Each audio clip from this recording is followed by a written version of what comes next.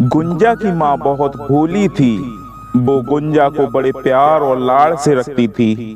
गुंजा का परिवार गरीब था, फिर भी उसकी माँ ने गुंजा को खूब पढ़ाया। गुंजा के पिता बचपन से ही गुंजा से भेदभाव का बर्ताव करता था। पिताजी चाहते थे कि काश अगर लड़का होता तो वह कम से कम मेरे साथ काम करता और मेरा हाथ बटाता। पिता की इस भावना के बावजूद गुंजा की माँ उसके पिता की नजरों से बचाकर गुंजा को कॉपी, किताबों तथा अन्य जरूरी वस्तुओं को खरीदने के लिए पैसे देती थी। गुंजा के पिता उसको और माँ को छोड़कर कई दिनों तक बाहर चला जाता था। जो भी पैसा वह कमाता था सारा शराब पीने में ही खर्च कर देता था। वक्त बीतता गया, गुंजा समझदार हो गई। एक दिन गुंजा ने आगे की पढ़ाई के एडमिशन कराने के लिए पापा से बोला, पापा मैं आगे और भी पढ़ना चाहती हूँ, मेरा ग्रेजुएशन में एडमिशन करा दीजिए। माँ के पास इतने पैसे नहीं हैं।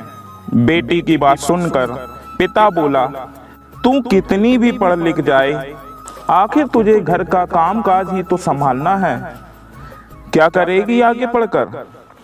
और उस दिन माँ बेटी को खूब मारा।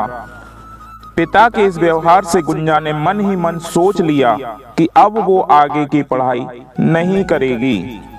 अगले दिन माँ ने बेटी से कहा, कल मैं तुम्हारा एडमिशन कराऊंगी। बेटी ने कहा, माँ मैं नहीं पढ़ना चाहती।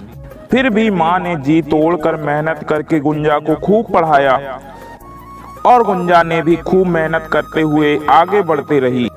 इधर पिता शराब पी पी कर बीमार हो गया। माँ डॉक्टर के पास ले गई, जहां डॉक्टरों ने कहा इनका लीवर खराब हो रहा है। एक दिन तबीयत ज्यादा खराब होने के कारण बेहोशी की हालत में उसे अस्पताल में भर्ती कराया।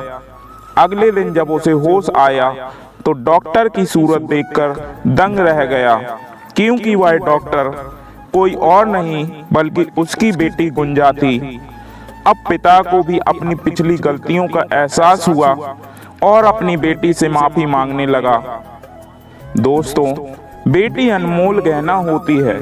ये हमारे हर बुरे वक्त किसी न किसी रूप में साथ देती रहती है।